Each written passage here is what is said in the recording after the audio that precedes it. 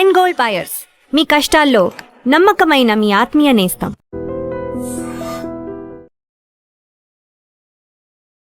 నమస్తే వెంకటేశ్వర గారు. నమస్తే తల్లి. ఓం నమో వెంకటేశాయ. వెంకటాద్రి సమం స్థానం బ్రహ్మాండే నాస్తికించిన వెంకటేశ సమోదేవో నా భూతో నా భవిష్యతి.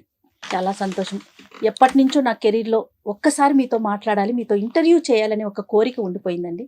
ఒకసారి ఈ రోజు నెరవేరింది. చాలా సంతోషంగా అనిపిస్తోంది పర్సనల్గా నాకు కూడా చాలా ఇంట్రెస్టింగ్గా ఉంది.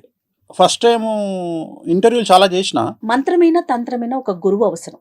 అలాంటి తంత్ర మంత్రాల్ని మీరు ఏ గురువు దగ్గర అభ్యసించారు, ఎంతకాలం అభ్యసించారు? ముఖ్యంగా నాది ఉమ్మడి మెదక్ జిల్లా, ప్రస్తుతం సిద్దిపేట జిల్లా అయినటువంటి వేలూరు నాచారం, దాన్నే నాచారం గుట్ట అంటారు. తెలంగాణలో రెండవ అతిపెద్ద నరసింహస్వామి దేవాలయమైనటువంటిది మా దేవాలయం. అయితే మా దేవాలయం ప్రత్యేకత ఏమిటి అంటే, మా దేవాలయంలో క్షుద్ర పూజల నివారణ అనేటువంటిది చాలా ప్రముఖమైనటువంటిది. జనరల్గా ప్రయోగం జరుగుతుంది ఎవరి మీదనైనా, అది చేతబడి, బాణామతి, లేకపోతే ఇంకొక సత్క, చాలా రకాలు ఉంటాయి ప్రయోగాలలో. వాటిని తీర్చివేయడం అనేటువంటిది, అంటే తీసివేయడం అనేటువంటిది మా దేవాలయం యొక్క ప్రాముఖ్యత. జనరల్గా మాకు అన్ని నదులు తూర్పు నుండి పడమరకు పారితే, మాది పడమర నుండి తూర్పు నుండి పడమరకు పారేటువంటి నది, దాని పేరు హారిద్రా నది. సో జనరల్గా ఏం జరిగేదంటే, అమావాస్యకు అక్కడ ఈ ప్రయోగాలు తీసేవాళ్ళు. తీసేసి ఏం చేసేవాళ్ళు అంటే, ఒక చాటలో ఒక పట్టు చీర, బంగారు గాజులు, డబ్బులు పెట్టి అట్లా తీసేసి అది అక్కడ పెట్టేవాళ్ళు. ఎవరైతే దాన్ని తీసుకుంటారో వాళ్ళకి అది అంటుకుంటుంది. సో ఇప్పుడు మనం చూస్తుంటాం, 3 కూడళ్ళు ఉన్న దగ్గర మనకు రాత్రిపూట కొబ్బరికాయలు, కోడిగుడ్లు, ఇవన్నీ మనం చూస్తుంటాం. నిమ్మకాయలు అనేవి నార్మల్, అవి పనిచేయవు. కోడిగుడ్లు కానీ, రెడ్ కలర్ అన్నం కానీ, అట్లా కొన్ని చూస్తుంటాం మనం. సో వాటిని సత్కలు అంటారు. చాలా సింపుల్గా మనం మాట్లాడుకుంటాం, కానీ దాని మించి మన కారు వెళ్ళినా అది మనకు అంటుకుంటుంది. సో వీటి నివారణ అనేది మా దేవాలయం దగ్గర జరిగేది. అయితే నాకు అప్పుడు వయసు ఎంత, 8 నుండి 10, 12 సంవత్సరాలు. సో మేము ఆడుకోవడానికి, లేదా ఈత పళ్ళు తెంపుకోవడానికి, లేదా మామిడికాయలు తెంపుకోవడానికి ఆ నది ప్రవాహం దగ్గర తిరిగినప్పుడు ఇవన్నీ కనిపించేవి మాకు. మా ఇంట్లో మా అమ్మ, మా నాన్న ఏం చెప్పేవాళ్ళు అంటే, నువ్వు అక్కడ ఆడుకోవడానికి వెళ్ళినప్పుడు అవేవి ముట్టుకోవద్దు అంటే. మనకు డౌట్, ఎందుకంటే అప్పుడు బచ్చగాళ్ళం, అంత నాలెడ్జ్ లేదు. ఏం జరుగుతుంది అంటే, లేదు కొడుక, అది దాన్ని తీసేస్తారు, ఇట్లా జరుగుతాయి మన దగ్గర, ఎందుకంటే మన క్షేత్రం దానికే ఫేమస్ కాబట్టి జాగ్రత్త అని చెప్పేవాళ్ళు. సో అది చూసినా దాని పక్క నుండి వెళ్ళేవాళ్ళం. సో ఒక ఇంట్రెస్ట్ క్రియేట్ అయింది, అసలు ఏం జరుగుతుంది అనే ఒక ఇంట్రెస్ట్ క్రియేట్ అయ్యి, అసలు మెల్లిగా మా నాన్నగారు చాలా పెద్ద పండితులు, యాదగిరిగుట్టలో 1965కు పూర్వం ప్రధానార్చకులుగా చేసి అక్కడ నుండి ఇక్కడికి వచ్చినారు నాచారం గుట్టకు. సో ఆయన దీనికే స్పెషల్. ఆయన ఏంటంటే, ఇప్పుడు మీకు తెలుసు, మీకు దయ్యాలు పట్టడము ఇట్లాంటివి అంటారు. నమ్మే వాళ్ళ గురించే మాట్లాడుతున్నాను నేను, నమ్మని వాళ్ళ గురించి నాకు అనవసరం. సో వాళ్ళు ఏంటంటే, ఈయన ఒక తీర్థం తీసుకొని ఇట్లా ముఖం మీద కొడితే ఒక 40 days తర్వాత వాళ్ళు ప్రదక్షిణాలు చేస్తే 40 days తర్వాత అది వదిలేసేది. సో ఆయన ప్రత్యేకమైనటువంటి పుస్తకాలు ఆయన దగ్గర ఉన్నాయి, మా నాయనగారి దగ్గర. సో తను చనిపోయిన తర్వాత ఆయన ఎంత సంపాదించిండో అని మేము అన్ని ఎత్తుకుతే, మాకు దాంట్లో హార్డ్లీ ఒక 15 రూపాయలు, 20 రూపాయలు క్యాష్ దొరికింది మా నాన్న దగ్గర. నేను మాట్లాడేది 1987. నాకు కరెక్ట్గా 11 సంవత్సరాలు. మా నాన్నగారు ఏం చేశారంటే, 1987లో నేను ఇంకో 6 నెలల్లో చనిపోతా కాబట్టి నీకు నేను ఒడకలగ్గం చేస్తున్నా అని నాకు జంధ్యం వేసి 6 నెలల తర్వాత చనిపోయినారు. ఆయన అతిపెద్ద పండితుడు, జ్యోతిష్యుడు. ఆయన పుస్తకాలు తీసినప్పుడు దాంట్లో కొన్ని చాలా అతి ముఖ్యమైనటువంటి పుస్తకాలు, ఆయన రాసిన పుస్తకాలు కొన్ని వెళ్ళినాయి. వాటిని తీసుకున్న తర్వాత, అప్పుడు నా ఏజ్ అంత పెద్ద గొప్పదేం కాదు కాబట్టి 11 సంవత్సరాలు అప్పుడు ఆ పుస్తకాలన్నీ పక్కకు దాచిపెట్టాం. నేను ఇంటర్ చదువుకున్నా, నేను డిగ్రీ చేసిన, నేను 10th క్లాసు లాలాపేట్ గడి స్కూల్లో చదువుకున్నా. అంతకుముందు నా చదువు అంతా 9వ తరగతి వరకు నేను మెదక్ జిల్లా గోమారంలో, మీకు ఇప్పుడు సునీతా లక్ష్మారెడ్డి గారు మినిస్టర్గా పనిచేశారు, వాళ్ళ హస్బెండ్ పేరు లక్ష్మారెడ్డి, ఆయన నాకు సీనియర్. సో ఆ ఊర్లో నేను చదువుకున్నా. ఆ చుట్టుపక్కల గ్రామాల్లో పూజలు చేసేవాడిని. తర్వాత నేను హైదరాబాద్కి వచ్చి 10th చేసిన. అంటే చదువుకుంటూనే పౌరోహిత్యం చేసేవారు. చిన్నప్పుడు నా డబ్బులు, ఎందుకంటే నాన్నగారు చనిపోయింది 11వ సంవత్సరంలో కదా, 11 ఏళ్ళకి నాన్న లేడు. మా అన్న దగ్గర ఉంటూ, మా అన్న రఘునాథాచారి అని తెలుగు పండిట్ అయిన గోమారంలో, ఆయన దగ్గర చదువుకుంటూ ఆ చుట్టుపక్కల చాకలమెట్ల అనే ఊర్లో పూజలు చేయడము, వినాయక చవితి పూజలు చేయడం, అంటే నా సంపాదన నేను 11వ సంవత్సరంలో స్టార్ట్ చేసిన. ఎట్ ది సేమ్ టైం ఇక్కడ మా బావగారు హైదరాబాద్లో ఉంటారు. ఆయన దగ్గరకు వచ్చినప్పుడు సినిమా ముహూర్తాలు, ఫస్ట్ సినిమా ముహూర్తం ప్రాణ స్నేహితులు అపోలో హాస్పిటల్ అండర్ కన్స్ట్రక్షన్, ఏది కృష్ణంరాజు గారు, మురళీమోహన్ గారు స్నేహాని కన్నా మిన్న లోకాన లేదురా అనే సాంగ్, అది ఫస్ట్ సినిమా ఇన్ హైదరాబాద్ ముహూర్తం. అప్పటికి చెన్నైలోనే ఉంది ఇంకా సినిమా ఇండస్ట్రీ. అప్పుడు నేను ఇక్కడ పూజలు చేయడం సెలవుల్లో వచ్చి, సో అట్లా రన్ చేస్తూ హైదరాబాద్కి వచ్చి హైదరాబాద్లో 10th చదువుకొని లాలాపేట్ గడీస్ స్కూల్లో, next inter Tagore junior college చదువుకొని, degree SP college Sardar Patel college చదువుకొని, డిగ్రీలో నేను సికింద్రాబాద్కు నేను ఏబీపీ ప్రెసిడెంట్గా పనిచేసాను. అయితే నాకు ఎక్కడ అంటే సినిమా ఇండస్ట్రీలో ఈ గౌరవము, సినిమా పూజలు చేసినప్పుడు ముహూర్తాలు పెట్టినప్పుడు గౌరవము, ఇవన్నీ చూసిన తర్వాత నాకు కింగ్ అంటే ఎప్పుడు ఇష్టం లేదు, కింగ్ మేకర్ అంటే ఇష్టం. సో మొదటి నుండి నా గోల్ కింగ్ మేకర్. రెండవది ఏంటంటే మా నాన్నను చూసిన సందర్భంలో మా నాన్నగారు గుడి నుండి బయటికి వస్తున్నప్పుడు జనాలు నమస్కారం పెట్టడం అంటే ఒక పెద్ద పూజారికి ఇచ్చే విలువ. సో అది నన్ను ఎటువైపు తీసుకెళ్ళింది అంటే జనాలతోని నమస్కారం పెట్టించుకోవాలి, జనాలతోని గౌరవం సంపాదించుకోవాలి అనేటువంటిది చిన్నప్పుడే నా మైండ్లో పడిపోయింది. నలుగురు మిమ్మల్ని గుర్తించాలి అనేది నా మైండ్లో పడిపోయింది. పడిపోయిన తర్వాత నేను ఏం చేసిన అంటే ఇంకా ఇంచుమించు 2004 వరకు నేను సినిమా ఇండస్ట్రీలో ముహూర్తాల్లోనే ఉన్నా. 2004లో రాజశేఖర రెడ్డి గారు సీఎం అయినాక ఆయన బావమరిది చంద్రప్రతాప్ రెడ్డి గారు అని ఉండేవారు, చనిపోయినారు ఆయన. సో ఆయన నాకు చాలా క్లోజ్ అయినారు. క్లోజ్ అయినప్పుడు అక్కడ నుండి నేను జ్యోతిషంలోకి ఎంటర్ అయ్యి, అప్పుడు నేను అన్ని ప్రామాణికం జ్యోతిషం తీసుకొని, అప్పటికే జ్యోతిషం వచ్చు నాకు, కానీ ఇంకా నా ప్రొఫెషన్ను మార్చుకొని నేను జ్యోతిషంలో ఫిక్స్ అవ్వాలి అని నేను ఎంటర్ అయినా. అంటే ఇక నేను అప్పుడు ఎన్నుకున్నా 2004లో నేను ఫిక్స్ అయిన ఏంటంటే జ్యోతిషం అనేది ఇంకా నేను ఫైనల్, నేను ఇదే నేర్చుకుంటా. అంటే జ్యోతిషం అనే సబ్జెక్ట్ ని డెప్త్ గా వెళ్ళి దాంట్లో నేను ఆలోచన చేసింది ఏంటంటే జ్యోతిషం అందరు చెప్తారు. సో ఆ టైంలో కొంతమంది మీద మనం ఇన్స్పిరేషన్ అవుతాం. ఉదాహరణ, నేను పరిటాల గారి ఇంట్లో పూజ చేసేవాడిని, నేను చిన్నప్పుడే పూజ చేసేవాడిని.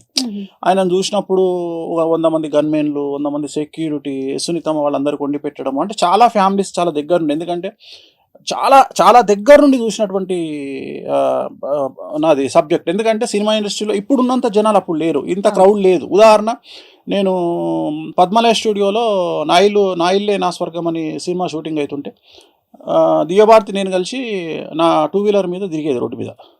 అంటే ఆమె టీ తాగడానికి బయటకు వచ్చేది, అంటే అసలు ఇంత లేదు క్రౌడ్.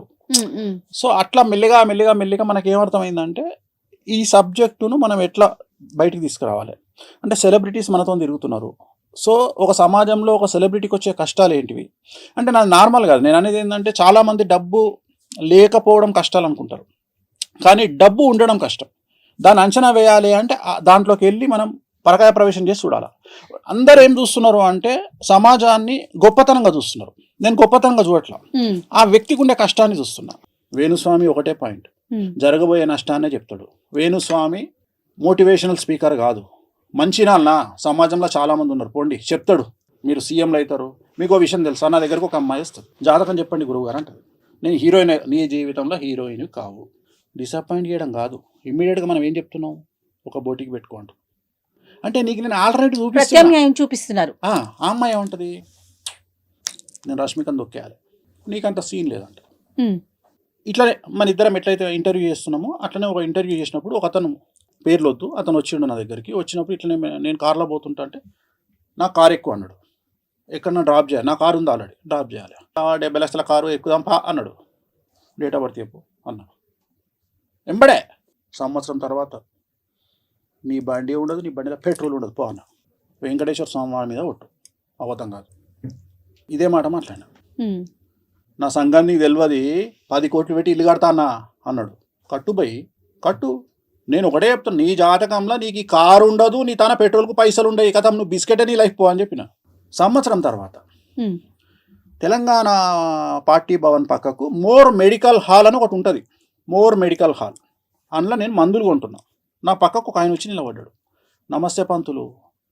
నమస్తే, ఎవరు? పలానా రోజు ఆడ కలిసినాం మనం. అవును, ఏం సంగతి, ఎట్లును? అయిపోయింది పంతులు. ఏమైంది? ఆల్టో కార్లు వచ్చిన, నువ్వు చెప్పినట్టే అయింది. అది వేణుస్వామి. గురుగారు, ఇప్పుడు వామాచారం కావచ్చు, లేకపోతే కామాఖ్య అమ్మవారు కావచ్చు, ఇవన్నీ ప్రచారంలోకి రావటానికి కొంత వేణుస్వామి కూడా ఒక కారణం. ఎందుకంటే పదే మీ నోట్లో నుంచి మేము చాలా సందర్భాల్లో విన్నాం.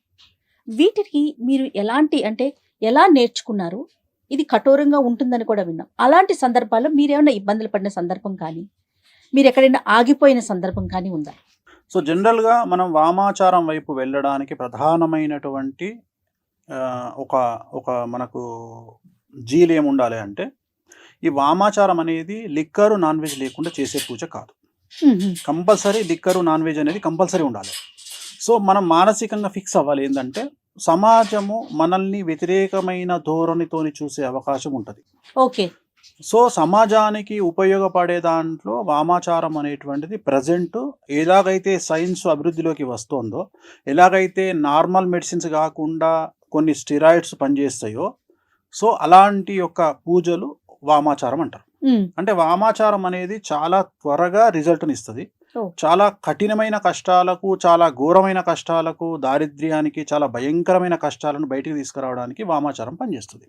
సో వామాచారం నేర్చుకోవాలి అంటే ప్రథమం ఏంటంటే ఫస్ట్ సమాజానికి వ్యతిరేకంగా పోవాల్సి ఉంటుంది. సమాజానికి తెలుసు రూల్ కదా, అది రూల్ అమ్మా.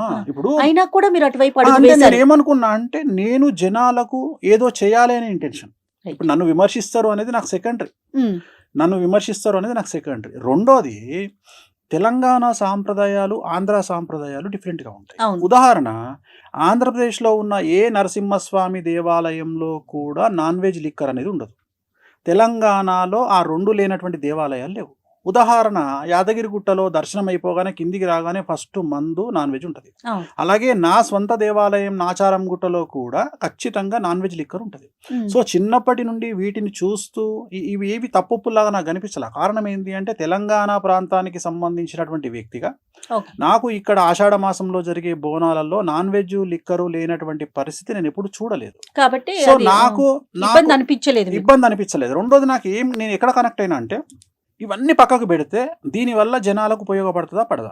ఓకే, ఉపయోగపడుతుంది. ఇప్పుడు జనరల్గా జనాలు చేసేటువంటి పూజలు వేరే పూజలు ఉన్నాయి, వాటిని నేను తీసుకోను.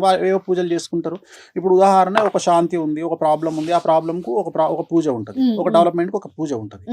ఇక్కడ అభివృద్ధికి పూజలు లేవు సాంప్రదాయంలో. దక్షిణాచారము అంటే వామాచారానికి క్వైట్ ఎగనిస్ట్. అంటే సాత్వికమైన దేవతలు, గణపతి కానీ వెంకటేశ్వర స్వామి వారు కానీ, వీళ్ళందరూ సాత్విక దేవతలు. సో వీళ్ళు ఇచ్చే రిజల్ట్ 10% ఉంటుంది. రెండవది, వీళ్ళు కష్టాలని పోగొడతారు తప్ప సుఖాలని ఇవ్వరు. గుర్తుంచుకోండి ఇక్కడ. సో సుఖాలను అంటే నేను మాట్లాడేది పొజిషన్, డబ్బు, ఎక్స్ట్రీమ్ లెవెల్ ఇయ్యరు. ఎక్స్ట్రీమ్ లెవెల్ ఇచ్చేవాళ్ళు కలియుగంలో దశమహావిద్యలు. సో దశమహావిద్యలు నేర్చుకుంటేనే నాకు చిన్నప్పటి నుండి ఏముంది మనసులో, కింగ్ మేకర్. సో ఆ కింగ్ మేకర్కు నేను కనెక్ట్ అయ్యాను. ఇక్కడ ఏంటంటే మిరాకిల్ జరుగుతాయి. ఇక్కడ ఒక నార్మల్ పర్సన్ సూపర్ స్టార్ అవుతాడు, ఒక నార్మల్ పర్సన్ కోటీశ్వరుడు అవుతాడు. సో ఇవి నేర్చుకునే క్రమంలో ఎక్కడైనా ఇబ్బంది పడ్డారా మీరు? సో ఇవి ఫస్ట్ ఇక్కడ నా నిర్ణయము ఎందుకు వచ్చింది అనే చెప్తున్నా. అంటే నేను నిర్ణయించుకోవడానికి ఇది రీజన్. అరే మనం కింగ్ మేకర్ కాగలుగుతాము అనేటువంటి ఒక నిర్ణయము, ప్లస్ దాన్ని బేస్ చేసుకొని అవతలి వ్యక్తిని మనం ఏదంటే సక్సెస్ చేయగలుగుతాము అనేటువంటి ఒక నిర్ణయం ద్వారా నేను దశమహావిద్యలు నేర్చుకోవాలి అనేది నా డిసిషన్. ఈ డిసిషన్ అయినాక ఫస్ట్ కామాఖ్యకు పోయి, కామాఖ్యలో అక్కడ మనకు దీక్ష ఇచ్చేవాళ్ళు ఉంటారు. సో కఠినమైన దీక్ష 10 రోజుల పాటు ఒక్కొక్క విద్య మీద ఉంటుంది. అంటే ఒక విద్య 10 రోజులే ఇస్తారు అంతే. అట్లా 10 విద్యలు. సో 100 రోజులు పడుతుంది. కానీ వామాచారంలో ఏముంటుందంటే, యజమాని యొక్క కోరికలను 5 కోరికలను పేపర్ మీద రాసుకుంటాం. ఈ కోరికలు మేము మిమ్మల్ని అడగం, పేపర్ మీద రాస్తాం. మీకు ఏం కావాలి అని మొదలే సంకల్పం రాసుకుంటప్పుడు పేపర్ మీద మీ నక్షత్రము, గోత్రము, ఆ కోరికలు 5 రాసుకుంటాం. 5 పర్మిషన్. ఈ 5 సక్సెస్ అవుతాయి. 5 కంటే ఎక్కువ రాసుకోవడానికి లేదు వామాచారంలో. ఈ 5 పేపర్ మీద రాసుకొని సైలెంట్ సంకల్పం ఉంటుంది. అంటే ఇవి అమ్మవారికి డైరెక్ట్గా నివేదిస్తాం. ఇగో వీళ్ళకి ఇది కావాలి, వీళ్ళకి ఇది కావాలి అని చెప్పుకుంటాం. సో ఇవి చెప్పినప్పుడు ఆయన మమ్మల్ని ఏమడుగుతాడంటే, మరి నువ్వు ఇక్కడ మందు వాడుతావు, ఈ కంట్రోలింగ్ నీకుందా? మందు ఖచ్చితంగా నువ్వు నెలకు ఇన్నిసార్లు మందు తాగాలి అని రూల్ ఉంటుంది. ఎందుకంటే ఎప్పుడైతే మేము దీక్ష తీసుకున్నప్పుడు మా పొట్టలో అమ్మవారు ఉన్నట్టు మేము భావించాలి. మా పొట్టలో అమ్మవారు ఉంది. సో మరి పొట్టలో అమ్మవారికి ఉన్నప్పుడు నువ్వు ఫీడ్ చేయాలి కదా. అమ్మవారికి ఫీడ్ అనేది మందే. అమ్మవారికి ఫీడింగ్ అంటే మందు, నాన్ వెజ్ కదా. ఆ నాన్ వెజ్ లో కూడా మటన్ అనేది మస్ట్ కదా. ఇవన్నీ ఉంటాయని మీకు ముందుగానే ఇవన్నీ తెలుసుకొని వామాచారము నా డ్రీమ్. వామాచారం నా డ్రీము. ఈరోజు సమాజము విమర్శించినా, సమాజం యాక్సెప్ట్ చేయకున్నా, వేణుస్వామి వాళ్ళ నాయనగారు పెద్ద పూజారి, మా నాయనగారు నిష్ఠాగరిష్ఠుడు, ఆయన జీవితంలో బ్రతికున్నంత కాలం అంగి వేసుకోలే, షర్ట్ వేసుకోలే, షర్టు లేకుండా తిరిగిండు ఆయన. అలాంటి ఆయన కొడుకుగా, అలాంటి కుటుంబంలో నుండి వచ్చిన నేను పూర్తి కాంట్రాస్ట్ అయినటువంటి నాన్ వెజ్ వైపు రావడం అనేటువంటిది అతిపెద్ద నిర్ణయం నా లైఫ్లో. ఈ వామాచారంలో ఈ సబ్జెక్టును టచ్ చేసింది ఇప్పటి వరకు ఒక ఇద్దరు టచ్ చేసినారు సినిమా ఇండస్ట్రీకి సంబంధించి. ఒకటి మిరాయి సినిమా, ఒకటి రాజమౌళి ఇప్పుడు రాబోయే సినిమా మహేష్ బాబు సినిమా. ఈ 2 సినిమాలు మీరు అబ్జర్వ్ చేయండి. మిరాయి సినిమా ప్రారంభం చేసినప్పటి నుండి రిలీజ్ అయ్యే వరకు మంచు మనోజ్ కాంట్రవర్సీలో ఉన్నాడు. చెప్పాలి, మీరు ఆన్సర్ చెప్పాలి. అవునా? ఎందుకంటే మిరాయి సినిమాలో బగాలాముఖి గురించి చూపిస్తాడు. చూశారా మీరు సినిమా? లేదండి. అయితే మిరాయి సినిమాలో బగాలాముఖి గురించి చూపిస్తాడు. దశమహావిద్యల్లో బగాలాముఖి ప్రాముఖ్యమైనటువంటి అమ్మవారు. జస్ట్ ఆ పాత్ర వేసినందుకే ఆయనకు అంత కాంట్రవర్సీ, సమస్యల్లో ఇరుక్కుంటారు. సో ఇది స్పెషాలిటీ. రెండవది, ఇక్కడ ఈ వామాచారం కాన్సెప్ట్ ఏంటంటే, మనం 100 కోరుకుంటే అమ్మవారు 200 ఇస్తుంది. Rajamouli cinema, Mahesh Babu cinema Varanasi launch చేసినప్పుడు మీరు అబ్జర్వ్ అయిన దాంట్లో వారణాసి సినిమాలో దాంట్లో మీకు చిన్నమస్తా దేవి గురించి చూపిస్తాడు. చిన్నమస్తా అమ్మవారు తల నరుక్కొని ఉంటది, ఆమె గురించి చూపిస్తాడు. జస్ట్ ఆ లాంచింగ్ లోనే హంగామా జరిగింది. అంటే నేను అనేది ఏంటంటే, ఇగో ఇంత సంచలనం ఉంటుంది లైఫ్. సో వీటిని యాక్సెప్ట్ చేయగలిగినటువంటి బాధ్యత మన మీద ఉండాలి. ఇంకా నాకేం వద్దు, ప్రశాంతంగా వెళ్ళిపోవాలని అనేది నా కోరిక. సో అది దానికోసం నా ఏమైందంటే, నేను ఏదైనా చేస్తా. మీరు నమ్మరు, ఇవాళటి వరకు నేను చేసినటువంటి పూజలలో అమ్మాయిల దగ్గర నేను సింగిల్ ఎన్పి తీసుకోవాలి. ఇవాళటి వరకు, ఈ రోజు వరకు ఏ హీరోయిన్ దగ్గర కానీ, ఏ ఆర్టిస్ట్ దగ్గర కానీ, ఏ సెలబ్రిటీ దగ్గర కానీ నేను డబ్బులు తీసుకోను అమ్మాయిల దగ్గర. నేను అమ్మాయిని దేవతా స్వరూపంలో చూస్తా. మాకు ఫస్ట్ ఇచ్చేటువంటి రూల్ ఏంటంటే, మా నియమాలలో ఫస్ట్ నియమం ఏంటంటే, అమ్మాయిని స్త్రీని దేవతగా చూడాలి. ఎందుకంటే మేము పూజించే కామాఖ్య, మేము పూజించే దశమహావిద్యలు అన్నీ కూడా యోని రూపంలో ఉంటాయి. సో అందుకని ఏమంటాడంటే, నువ్వు ఫస్ట్ యోనిని వేరే రకంగా చూడకు, నువ్వు నీ పుట్టుకకు కారణమైనటువంటి ఒక అమ్మని చూసుకో, ఒక అమ్మవారిని చూసుకో. అందుకని మేము జీవితంలో ఏ అమ్మాయిని వేరే దృష్టితో చూడము, ఓన్లీ అమ్మవారి దృష్టితోనే చూస్తాం. మా దృష్టిలో ప్రతిదీ అమ్మవారే. సో ఎక్స్ట్రీమ్ థింకింగ్ ఉంటుంది. ఆ థింకింగ్ను, ఆ కనెక్షన్ని ఏర్పాటు చేయగలిగిన వాడు మా గురువు. ఓకే వేణుస్వామి గారు, ఇప్పుడు మనం కంప్యూటర్కి మన బర్త్ డీటెయిల్స్ ఇచ్చేస్తే జాతకం వచ్చేస్తుంది, పూర్తిగా చెప్పేస్తుంది. ఇది ఒక పక్కన నడుస్తుంది. మరో పక్కన తంత్రం కానీ, మంత్రం కానీ, యంత్రం కానీ, వీటిని నమ్మే వారి సంఖ్య కూడా పెరుగుతూనే ఉంది. రెండింటిని మీరు అసలు ఏ దృష్టితో చూస్తారు? అసలు నేను సైన్స్ కంటే, నేను మిగతా వాటికంటే వీటినే ఎక్కువ నమ్ముతా. ఎందుకు నమ్ముతా అంటే, తాంత్రికం కానీ, భక్తి కానీ, భయం కానీ, దాంట్లో మార్పు ఏదైనా కావచ్చు. కొంతమంది దేవుడి దగ్గరికి భయంతో వెళ్ళే వాళ్ళు ఉంటారు, కొంతమంది భక్తితో వెళ్ళే వాళ్ళు ఉంటారు, కొంతమంది ప్రేమతో వెళ్ళే వాళ్ళు ఉంటారు. ఓకే, గూగుల్ సెర్చ్లో 2000 సంవత్సరం తర్వాత కనుక మనం గూగుల్ సెర్చ్ చేస్తే, టోటల్ జనాభాలో 8% మంది భగవంతుడి వైపు వచ్చినట్టు, భక్తి మార్గం వైపు వచ్చినట్టు గూగుల్ సర్వేలు చెప్తున్నాయి. 8% పెరిగింది. అండ్ ఇంకొకటి, ఏఐ అంటారు కదా, ఆర్టిఫిషియల్ ఇంటెలిజెన్స్ వచ్చి బిగ్గెస్ట్ ఫెయిల్యూర్ కాబోతుంది నా ప్రిడిక్షన్. అంటే అది నేర్చుకోకపోతే, అది లేకపోతే భవిష్యత్తే లేదు అంటున్నారు కదా. కొన్ని జాబులు, కొన్ని జీవితాలకే క్వశ్చన్ మార్క్ వచ్చేస్తుందని వింటున్నాం అంటున్నారు. మీరేం చెప్తున్నారు? నేను అదే చెప్తున్నా. నేను నిజమైన వర్త్ ఉన్న క్యాండిడేట్, నిజమైన విద్య ఉన్న క్యాండిడేట్, ఆర్టిఫిషియల్ ఇంటెలిజెన్స్ రావడం వల్లనే మన వర్త్ తెలుస్తుంది. మీకు అర్థమైందా? ఆర్టిఫిషియల్ అంటే మన కాంపిటీటర్ ఉన్నప్పుడే మన వర్త్ తెలుస్తుంది. సో ఇప్పటి వరకు మన కాంపిటీటర్ లేడు, మన బ్రెయిన్కు, హ్యూమన్ బ్రెయిన్కు కాంపిటీటర్ లేడు. మనం ఎన్నో దాటిపోయినాం. ఇప్పుడు ఏ అనేది మనకు ఒక కాంపిటీటర్కి వచ్చింది. వచ్చి ఇప్పుడు ఏమంటుందంటే, నువ్వా నేనా అంటుంది. ఇప్పుడు నేను అని ప్రూవ్ చేసుకునే అవకాశం వచ్చింది. ఇప్పుడు చాట్ జీపీటీలో మీరు మీ డేట్ ఆఫ్ బర్త్, మీ టైం కొట్టంగానే జాతకం చెప్తుంది. అవును.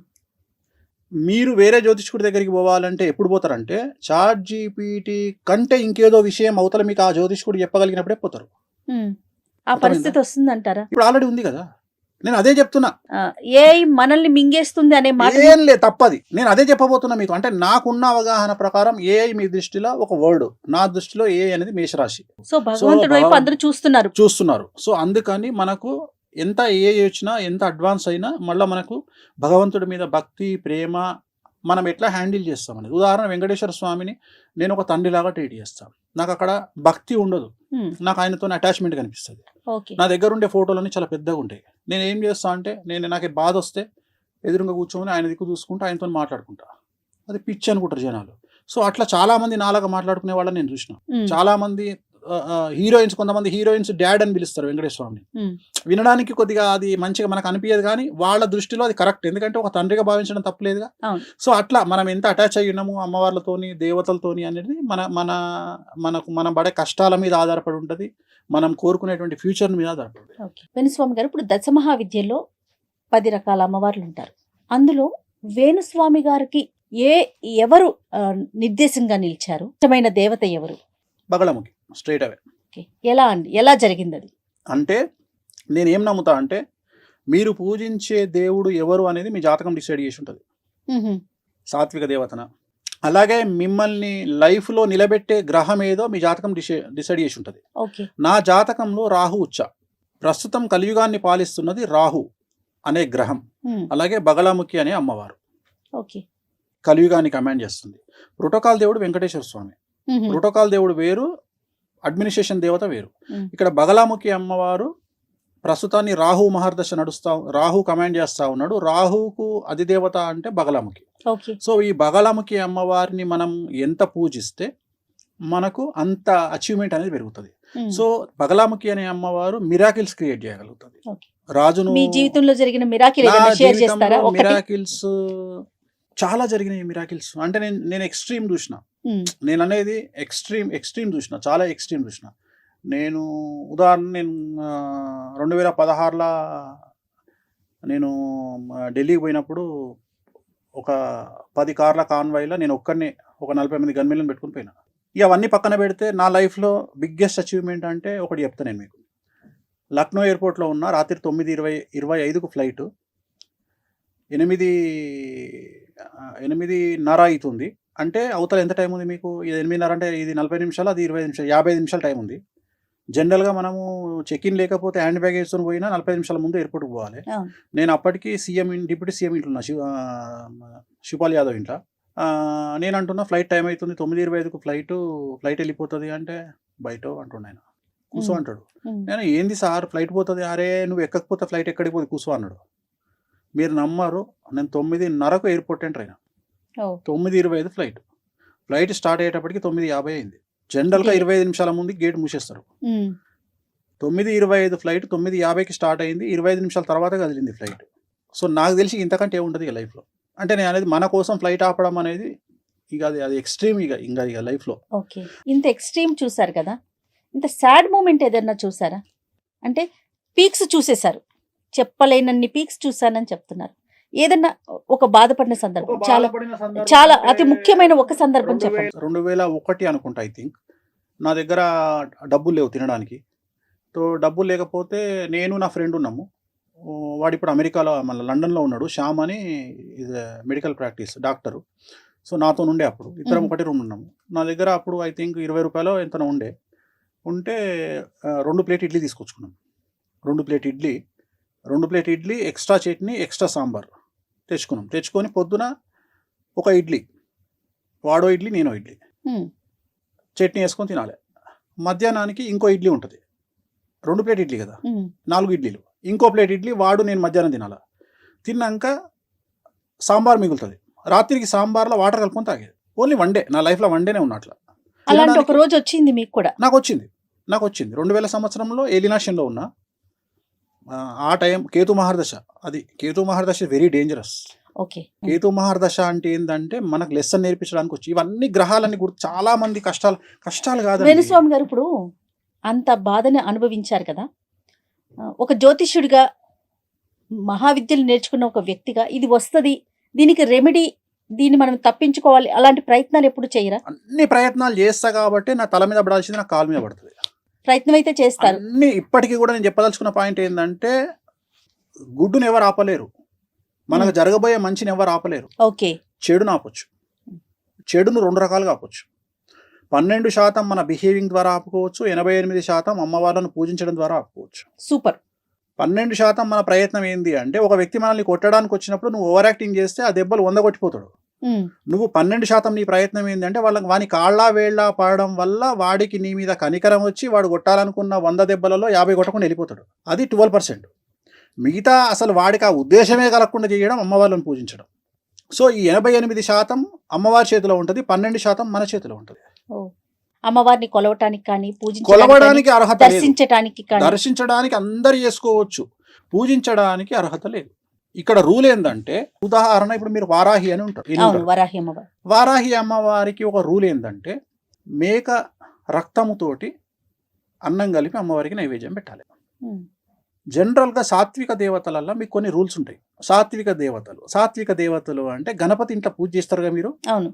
సువర్ణ అక్షతాం సమర్పయామి, సువర్ణ యజ్ఞోపవీతం సమర్పయామి అంటాడు. అంటే నువ్వు వేసే అక్షతలు బంగారు అక్షతలు, నువ్వు వేసే దారంతో వేసేటువంటి ఈ యజ్ఞోపవీతం బంగారం దనుకో అని నువ్వు ఇక్కడ చెప్తున్నావు. వామాచారంలో అవి నడవవు. ఏది పెట్టాలనో అదే పెట్టాలి. అరటిపండు పెట్టి బంగారు పుష్పం నడవదు. ఏది పెట్టాలనో అది పెట్టాలి.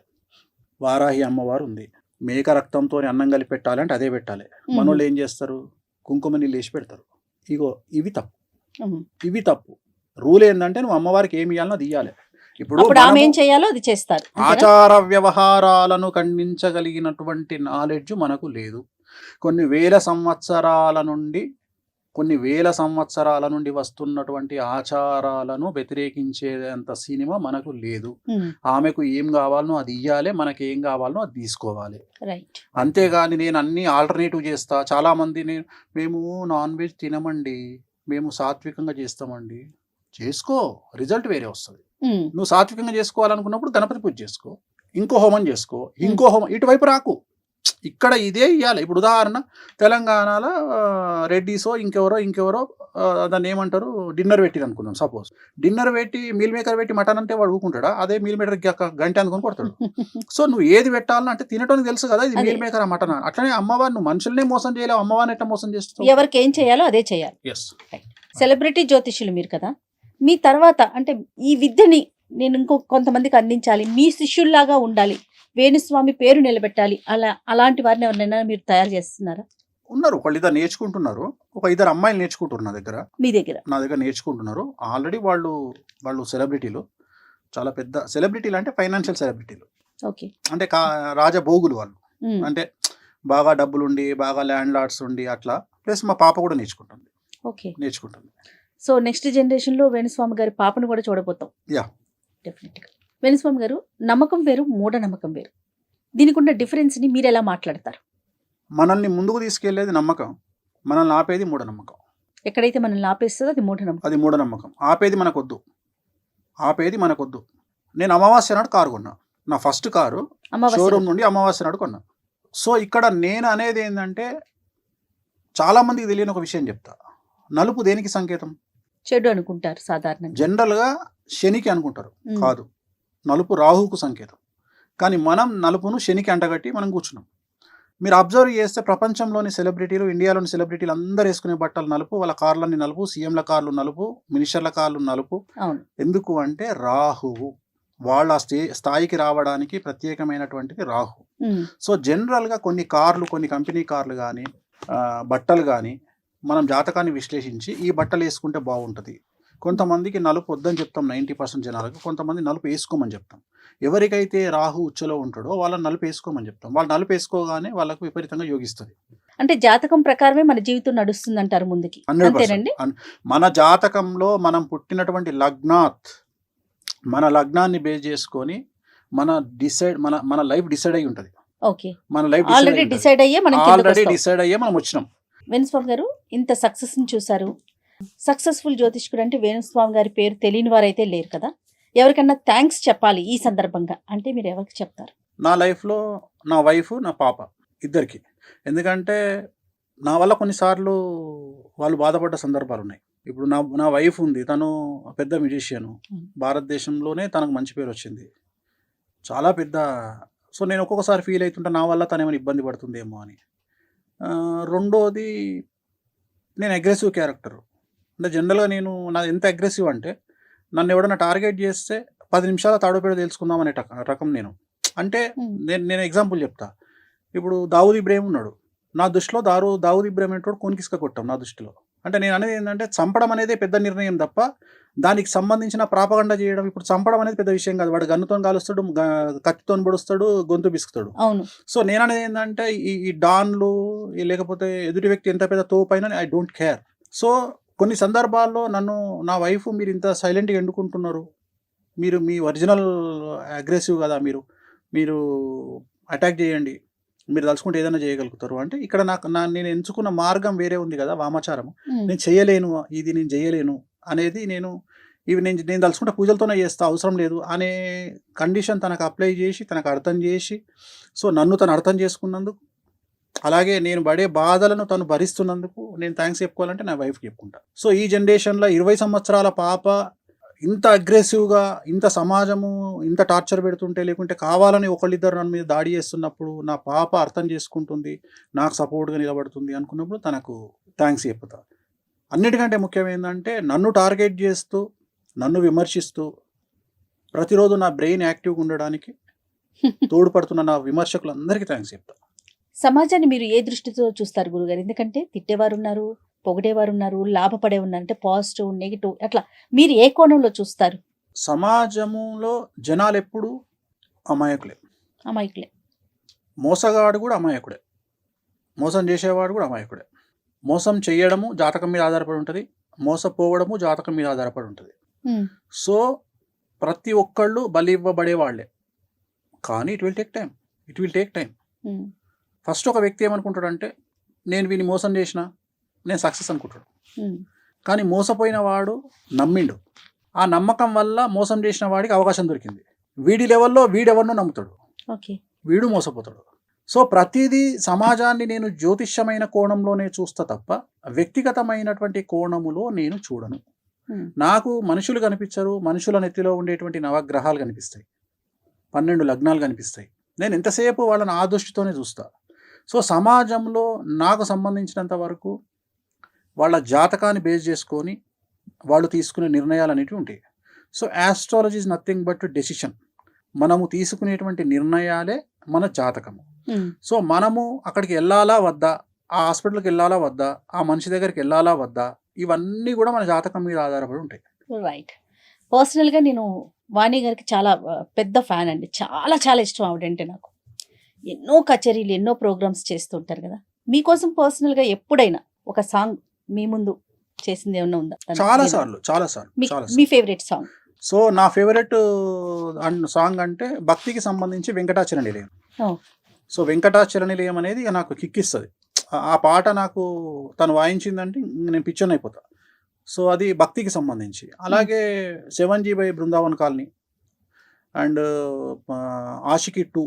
ఓ, సో ఈ పాటలు నాకు చాలా ఇష్టం. సో అంటే మరి భగవంతుడు నాకు అంత పెద్ద అవకాశం, అంత పెద్ద గొప్ప అవకాశం ఇచ్చిండు, అంత మంచి ఇన్స్ట్రుమెంట్ ప్లేయర్ను నాకు భార్యగా భార్య. ఇచ్చినప్పుడు, అంత పెద్ద ఇచ్చినప్పుడు అందరికంటే గొప్పగా నాకు ఏంటంటే సమాజం కోసం ఎక్కడనో పెద్ద పెద్ద షోలలో వాయించి డబ్బులు తీసుకుని వాయించే నా వైఫ్ నా కోసము నాకు ఇష్టమైన పాట వాయించమన్నప్పుడు నాకు వాయిస్తుంది, నాకు యాక్సెస్ ఉంది కాబట్టి. ఇప్పుడు నిన్న పరిస్థితి ఏంటంటే తను ఇవాళ రామోజీరావు గారి ప్రోగ్రాం కోసం అని చెప్పేసి ఆ పాట ఉంటుందండి, వైష్ణవ జనతో అనే సాంగ్ ఉంటుంది. ఆ సాంగ్ వాయిస్తున్నప్పుడు నన్ను వినమన్నది, నేనేమో బిజీగా ఉన్నా, నేను ఇంటర్నేషనల్ కాల్స్లో బిజీగా ఉన్నా, నేను అవకాశం దొరకలే.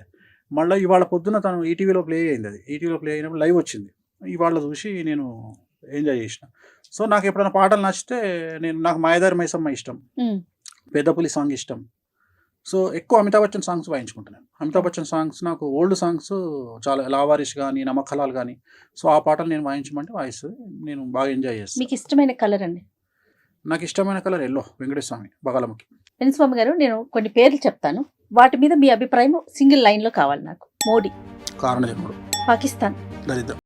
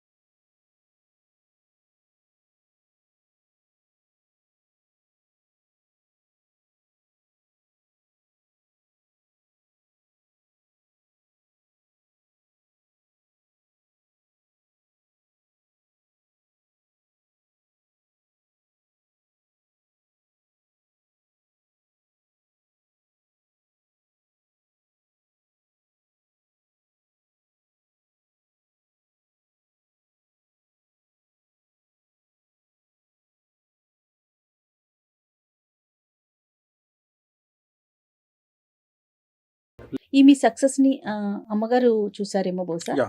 నాన్నగారు చూడలేకపోయారు. చూడలేదు. అది ఎప్పుడైనా అనిపిస్తా ఉంటుంది, ఈ రోజు ఉన్న ఈ సక్సెస్ ని ఆయన చూడలేకపోయారన్న బాగా భావన. బాగా ఫీల్ అవుతుంటా నేను. ఎందుకు ఫీల్ అవుతుంటా అంటే అప్పుడు మెడికల్గా ఇంత డెవలప్మెంట్ లేదు. సో ఆయన పోయినప్పుడు ఇంత డెవలప్మెంట్ లేదు. సో ఈ మెడికల్ డెవలప్మెంట్ ఉంటే ఆయన ఉండేవాళ్ళు, ఆయన ఉంటే మనం మన అభివృద్ధి చూసేవాళ్ళు అనేది అదొక్కటి మాత్రం లైఫ్లో అదొక్కటే నేను బాధపడేది ఏంటంటే అయ్యో ఆయన చూడలేకపోయారే అనే ఒక బాధ, అంతకుమించి పెద్ద ఇంకా వేరే ఏం లేవు. భవిష్యత్తులో గురువు గారిని ఎలా చూస్తాం? ఫ్లో ఎటు ఉంటే అటు, గో విత్ ఫ్లో. పెద్ద కోరికలేం లేవు, గో విత్ ఫ్లో, అంతే. గో విత్ ఫ్లో, ఏదైనా జరగవచ్చు. ముందుగా ఇట్లా అవుతుంది అట్లా అవుతుంది, ఏం లేదు. పాలిటిక్స్ లోకి ఎంటర్ Politics లో అవుతారు, చెప్పలేం. ఇప్పుడు పొలిటికల్ గా జాతకరీత్యా జాతకరీత్యా ఉంది. ఇప్పుడు పొలిటికల్ గా నాకు 2-3 ఆప్షన్స్ వస్తున్నాయి. సో ఇప్పుడు ఒకవేళ ఎమ్మెల్యే పునర్విభజన జరిగితే, ఏమైనా కాన్స్టిట్యున్సీలు పెరిగితే కొన్ని ఆప్షన్స్ ఉన్నాయి, నాకున్నాయి, మా ఆవిడ కూడా ఉన్నాయి. బట్ మనకైతే ఇంట్రెస్ట్ లేదు. ప్రజెంట్ పొలిటికల్ ఇంట్రెస్ట్ అయితే లేదు, నిజంగానే లేదు. జాతకంలో ఉంది, బట్ పొలిటికల్ ఇంట్రెస్ట్ లేదు. నేను చెప్పిన కదా మీకు ఒకటి అన్న, నా డ్రీమ్ ఏంటంటే నేను కింగ్ మేకర్గా ఉండాలనుకుంటా తప్ప కింగ్గా ఎప్పుడు ఉండాలనుకోను. నాకు ఇష్టం కూడా ఉండదు. ఎందుకంటే నేను రాజభోగాన్ని నమ్ముతా, రాజయోగాన్ని రాజయోగము నాట్ పర్మనెంట్, రాజభోగము పర్మనెంట్. మీరు అబ్జర్వ్ చేస్తే రాజయోగులు 1000 మంది ఉంటే రాజభోగులు 1,000,000 మంది ఉంటారు. సో నేను అనేది అది. ఇప్పుడు భారతదేశంలో రాజభోగులు 5% బిలో ఉంటారు ఆ లిస్ట్లో. సో రాజభోగులు అంటేనే మంచిది. ఎప్పుడైనా కానీ మనం కూడా రాజభోగులే ఉండాలని కోరుకోవాలి, రాజయోగులు ఉండొద్దు మనకు. రాజయోగులకు టఫ్ ఉంటుంది, ఎందుకంటే ఒక IAS, IPS, ఎమ్మెల్యే, మినిస్టర్ కావాలంటే చాలా టఫ్ ఉంటుంది. కానీ నువ్వు డబ్బు సంపాదించాలంటే చాలా ఈజీ. మన ఆలోచన విధానం, ఫైనల్ గా మనిషి యొక్క ఆలోచన విధానం ఎలా ఉండాలి ఈ కలియుగంలో? కలియుగంలో ఒకటి గుర్తుపెట్టుకోండి, కలియుగం వేరు, భారతదేశం వేరు, తెలుగు రాష్ట్రాలు వేరు. తెలుగు రాష్ట్రాల యొక్క ఇక్కడ ఉండే పరిస్థితులు వేరు. సో నేను తెలుగు రాష్ట్రం గురించి మాత్రమే మాట్లాడతా. తెలుగు రాష్ట్రాలలో మీరు ఉండాలంటే ఫస్ట్ ప్రయారిటీ ఖచ్చితంగా డబ్బు. ఎవరిని పట్టించుకోకండి లైఫ్లో.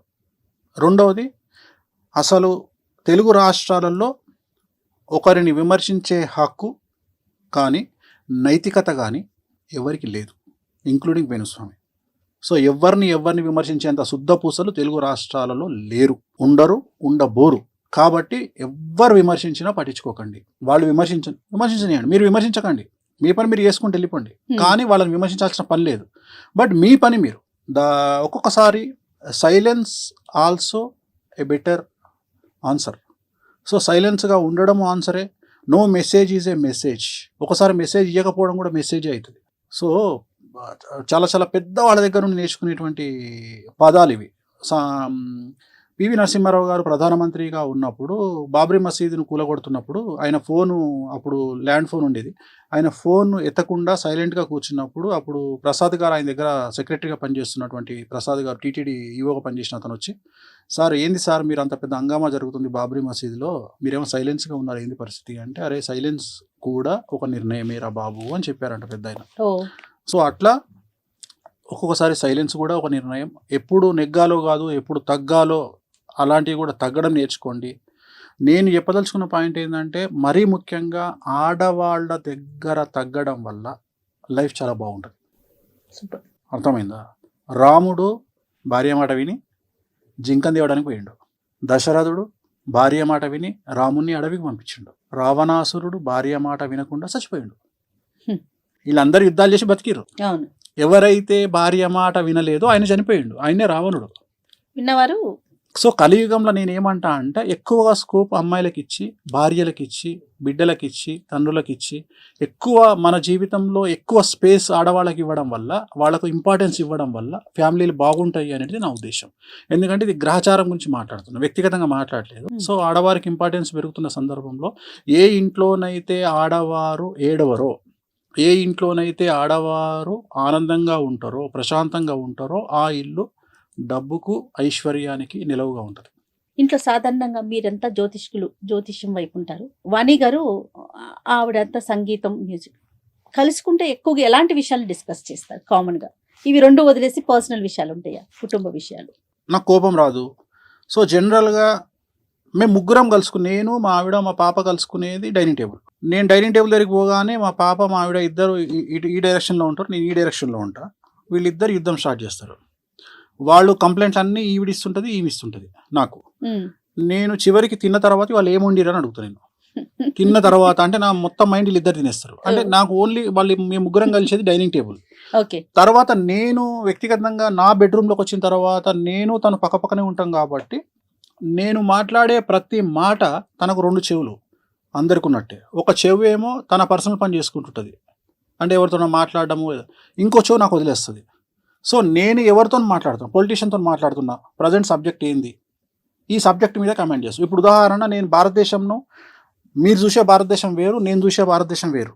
నేను భారతదేశానికి రాబోయే కాలంలో పెను సంచలనాలు జరగబోతున్నాయి. అసలు ఎవరు ఊహించినటువంటి సంచలనాలు భారతదేశంలో జరగబోతున్నాయి. ఆర్థికంగా పెట్రోలు, డీజిలు, డబ్బు, సో డాలర్ మారకం. ఎందుకంటే ఇప్పుడు డాలర్ మారకం అంటే సామాన్యమైన జనాలకు తెలియదు. సామాన్యమైన జనాలు ఏమనుకుంటారంటే డాలర్తో నాకేం పని అనుకుంటారు.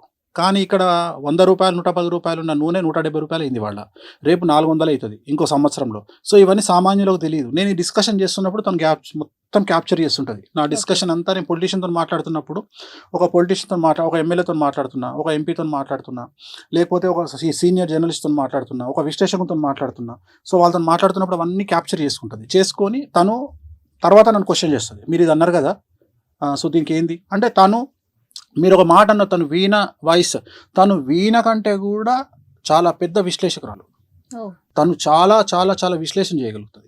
సో నా దగ్గర నుండి ఇన్ఫర్మేషన్ తీసుకొని తను ఎవరి దగ్గర ఉన్న దాన్ని మాట్లాడడానికి వాడుతుంది, లేదా ఇంకొద్దిగా ఇన్ఫర్మేషన్ క్యాప్చర్ చేయడానికి పనిచేస్తుంది. ఎక్కువ డిస్కషన్ అంటూ మాకు ఉండవు. మాకు జనరల్గా నేను చాలా సీక్రెసీ మెయింటైన్ చేస్తాను. అంటే నా క్లయింట్లకు సంబంధించిన విషయాన్ని నా భార్య దగ్గర కూడా మాట్లాడా. అంటే జనరల్గా నన్ను అందరూ ఏం ఆలోచిస్తారంటే, నేను ఏదున్నా మీడియాలో మాట్లాడతా అనుకొని ఆలోచించే జనాలు ఉంటారు నా గురించి. కానీ నేను 90% 99% నా క్లయింట్ల సీక్రెట్ నేను మెయింటైన్ చేస్తాను. చాలామందికి ఆ విషయం తెలియదు. అందుకనే నన్ను నమ్మి చాలా పెద్ద పెద్ద వాళ్ళు వస్తారు నా దగ్గరికి. బ్యూరోక్రాట్లు వస్తారు నా దగ్గరికి, జడ్జిలు వస్తారు, హైకోర్టు జడ్జిలు వస్తారు. సో చాలా పెద్ద వ్యక్తులు వస్తారు. ఎందుకంటే వాళ్ళకి సంబంధించిన సీక్రెట్స్ చాలా ఎక్స్ట్రీమ్ ఉంటాయి, చాలా పెద్ద. ఎందుకంటే నన్ను నమ్మి నా సీక్రెట్స్ను నాతో షేర్ చేసుకుంటారు వాళ్ళు. ఎందుకంటే డాక్టర్ లాంటి వాడిని నేను. సో డాక్టర్ దగ్గరికి పోయి మనం ఎంత సీక్రెట్లు మాట్లాడుకుంటామో, ఒక ఆడిటర్తో ఎన్ని సీక్రెట్లు మాట్లాడతామో, అట్లా నా దగ్గరకు వచ్చి అన్ని విషయాలు అంత ఓపెన్గా ఉంటారు. అలాంటి వాళ్ళకు నమ్మకాన్ని ఇవ్వాల్సిన బాధ్యత నా మీద ఉంటుంది. కాబట్టి నేను ఈవెన్ నా భార్యతో కూడా షేర్ చేసుకోను. ఏదైనా టాపిక్ ఉంటే ఎంటర్టైన్మెంట్ టాపిక్ ఎక్కువ, చాలా వరకు మజాక్ చేయడము, జోకులు వేయడము. అంటే నన్ను చూస్తే ఇట్లుంటాడా వేణుస్వామి అనుకోరు ఎవరు. చాలా డిఫరెంట్గా ఉంటాను నేను ఇంట్లో. అంటే టైం దొరికేది అంత. ఎందుకంటే మ్యాక్సిమం నేను నైట్ నేను ఇంట్లో నా టైము 9కి స్టార్ట్ అయితే నెక్స్ట్ డే మార్నింగ్ 9 వరకు. ఈ 9లో రాత్రి 9 నుండి 12:30 వరకు నేను మేల్కుంటా. ఈ 12:30 వరకు నాకు ఇంటర్నేషనల్ కాల్స్ వస్తూనే ఉంటాయి.